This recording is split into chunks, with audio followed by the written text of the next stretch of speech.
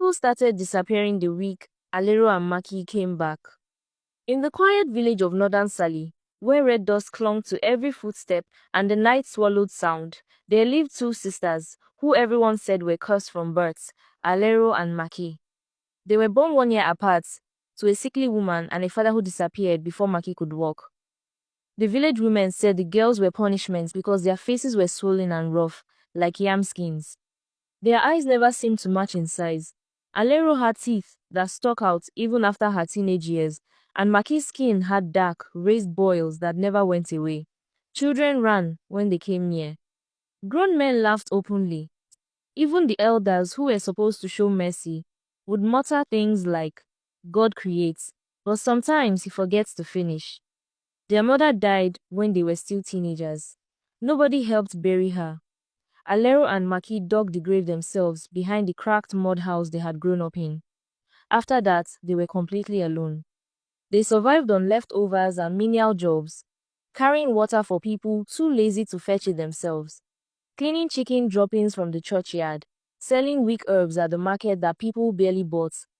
But even as people avoided them, they watched them, especially the women. Jealousy doesn't always come from beauty. Sometimes it comes from fear. People noticed something strange. The girls never cried, never fought back, never got angry. They just stared. Long, quiet stares that made your stomach twist. And then came the night of the new moon. That night, no stars showed. Even the insects were quiet. No dogs barked. It was like the air itself held its breath. A young boy named Toby, who lived across the road, couldn't sleep, so he went outside to relieve himself, and as he stepped behind a banana tree, he saw the sisters leaving their compound. They were barefoot, no lantern or torchlight, just walking into the bush. But the bush they entered wasn't ordinary. It was the old bush, the one elders warned about, the one where people said witches danced and voices whispered from the ground. Even goats didn't go near it. Toby ran inside and hid under his bed. He told no one. At sunrise, the sisters returned, and something about them had changed. They were still ugly, but it was different. Their skin looked tighter, their eyes brighter, their voices sounded smoother. They walked differently, like they were being carried by something beneath the ground. And then, they vanished. For 1 full month, no one saw Alero or Maki. People assumed they had gone mad or died in the bush. Some felt relief. Others whispered they must have followed their mother into the spirit world. Then, one Saturday morning, just before market opened, they returned. The woman who first saw them dropped her basket of bitter leaf and ran. The sisters were beautiful. Not just ordinary beauty, unreal beauty. Their skin glowed like wet clay in the sun. Their bodies were shaped like carvings. Their eyes, too wide, too clear, like glass marbles. Every man stopped to stare. Every woman stared with a face twisted between awe and hatred. The chief's son, who once spat at Maki's feet, nearly fainted trying to talk to her. But none of that was the strange part. The strange part was that they acted like nothing had changed. As if they had always looked that way. As if they had never been mocked or hated. They went to the market, bought beans, yams, goat meat. They smiled at children who once threw stones at them. Nobody asked questions, not even the priest. Because that same night, when the sisters walked past the shrine near the edge of the bush, the carved idol sitting on the shrine's bench, an idol that hadn't moved in over 40 years, turned its head to watch them pass. And in the morning, a girl from the village was found, lying stiff behind her father's barn, her eyes rolled back and mouth full of dirt. Nobody dared say it out loud, but everybody knew, and that was only the beginning. After the sisters returned, the village changed. They were too perfect. Faces smooth like wet clay, skin glowing even without sun. Their eyes were too clear, too wide.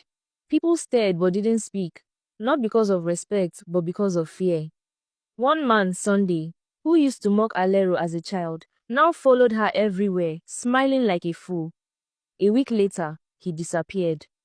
When his brother found him, Sunday was sitting in a corner, shaking and whispering. They showed me their real faces. Nobody asked what he meant. That same week, a baby cried for 2 nights straight, then died. The mother swore she saw 2 women standing by the window before it happened. Madam Udiyu, the herbalist who used to insult the sisters, suddenly went blind while cooking. She screamed that a shadow without feet walked into her kitchen and stared at her. Animals changed too. Goats refused to walk near the sisters' house. Cats vanished. A black rooster dropped dead on their doorstep. The priest gave a strange sermon that Sunday. He spoke about hidden darkness and the need for prayer. He didn't say names, but everyone knew who he meant. No one clapped. No one said amen. Still, the sisters smiled. Still beautiful. Still quiet. One night, Toby, the boy who saw them leave for the bush, woke to a sound like breathing under his bed. Nothing was there. But in the morning, a necklace made of bone and feathers sat on his doorstep. No one believed him, but he knew something had come back with the sisters, and it was still here. The deaths were no longer random. People were found stiff in their beds, mouths open like they'd seen something terrible before the end. Everyone knew it started after Aleru and Maki came back from the old bush. Each funeral made the silence in Sally heavier. No one laughed. No one sang. The market emptied faster each day. Even the elders stopped pretending it was just coincidence. The village had kept quiet too long. Now, they were ready.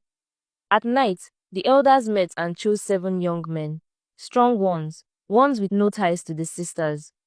They were told to gather before first light, drag the girls out by force, and take them past the last tree line where the village ended. The men didn't argue. They tied red cloths around their arms, sharpened their blades, and swore they wouldn't return until the job was done. Just before dawn, the 7 young men marched to the sisters' house. No talking, no chanting, only the sound of feet on dry earth. The door was shut, but not locked. Inside, the sisters stood waiting. They were not calm this time. Maki stepped back. Alero screamed when the first rope touched her arm. They fought, beat, clawed, kicked. But the men were prepared. They tied their wrists and dragged them out into the open, their white wrappers stained with dust and blood from the struggle. The village was already awake. People poured into the streets. Men, women, even children. No one helped the sisters. They came with brooms and bundles of dry leaves, sweeping the path behind them. It was not a dance. It was not a ritual. It was rejection. The old women swept hard, faces blank. The children moved fast, smearing away every trace left behind. The sound of sweeping grew louder, like a warning. Alero begged. Maki cursed. But the crowd didn't stop. They were pushed through the village paths, past every home they'd ever known. The villagers stopped at the edge of the boundary, where the village ended. The men threw them to the ground.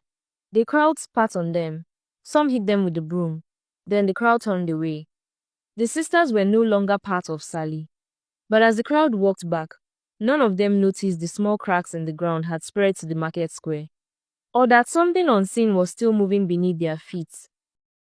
Even after the sisters were forced out of Sally, the calamities didn't stop. People still died in their sleep. The animals cried through the night. The cracks in the earth reached the center of the village. Something was still wrong, and everyone could feel it. When the elders called for divination, the answer was clear. The thing that came from the bush had attached itself to the village, and only the sisters who brought it could return it to where it came from. So, 2 elders and 2 strong young men were sent to find them. They walked beyond the last part, past dry land and dying trees, until they reached a broken stream. There, sitting beneath the sun with dust in their hair and silence in their eyes, were the sisters. Their beauty was still on them, but it looked tired, like it was borrowed, and time was running out. The men knelt before them. They asked for help, but they also begged for forgiveness.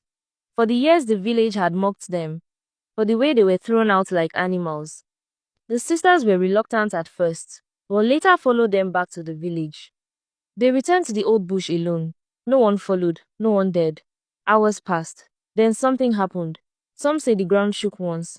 Others say a wind screamed from under the soil. When the sisters came back the next morning, their beauty was gone. Their skin was rough again. Their faces were plain. They had earlier exchanged their ugliness with the lives of the villagers. But their eyes held something new, something strong. The village welcomed them back with respect and kindness. They had given up what made them adored to save those who once hated them. And now, the village understood. Beauty had never been the power. The power was surviving it all and still choosing to forgive.